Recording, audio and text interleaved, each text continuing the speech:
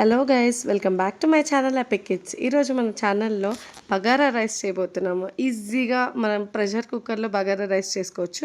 ముందుగా ఈ మసాలా దినుసులన్నీ పక్కకు పెట్టేసుకోండి ఒక ప్లేట్లో. ఆ తర్వాత పొడుగా కట్ చేసి పెట్టుకున్న ఆనియన్స్, పచ్చిమిర్చి కూడా ఇలా పొడుగా కట్ చేసుకొని పక్కకు పెట్టేసుకోండి. మనం బాస్మతి రైస్తో చేస్తున్నాం కాబట్టి మినిమం 1 అవర్ నానబెట్టాలి రైస్. 1 అవర్ బాస్మతి రైస్ నానబెట్టిన తర్వాత ఒక కుక్కర్ పెట్టేసి గీ వేసేసి 2 టేబుల్ స్పూన్స్ ఆఫ్ గీ వేసేసి ఆనియన్స్ వేయండి. మనం ఆనియన్స్ ఓన్లీ గీలో మాత్రమే ఫ్రై చేయాలి. సో మీరు క్వాంటిటీని బట్టి గీని యాడ్ చేసుకోండి. బాగా ఆనియన్స్ ఫ్రై చేయండి ఒక 2 మినిట్స్. ఆ తర్వాత షాజీరా 1 టేబుల్ స్పూన్ వేయాలి.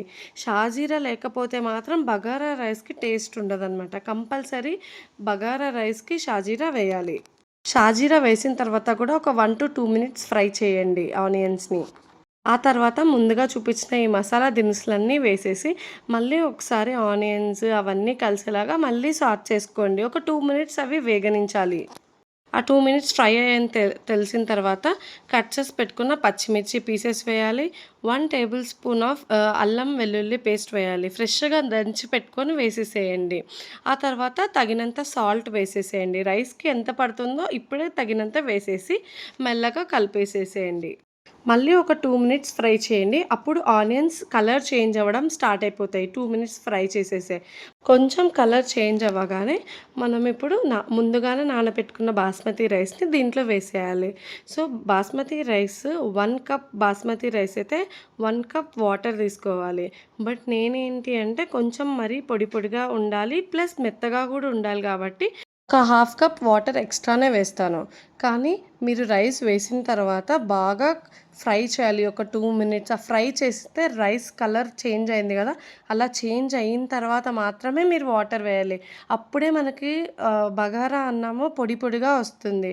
వీడియోలో చూపించినట్టు రైస్ని ఫ్రై చేసిన తర్వాత మాత్రమే మీరు వాటర్ని యాడ్ చేయండి.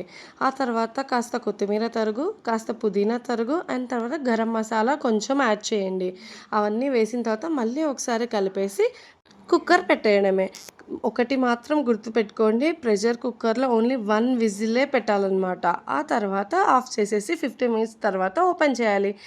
తర్వాత ఒక స్పూన్ తీసుకొని అడుగు కింద నుంచి మాత్రమే రైస్ని కలపాలి. ఎందుకంటే అది రైస్ బ్రేక్ అవ్వకుండా ఉండడానికి. అప్పుడైతేనే మీకు పొడి పొడిగా తర్వాత బ్రేక్ అవ్వకుండా చాలా బాగుంటుంది బగారా రైస్.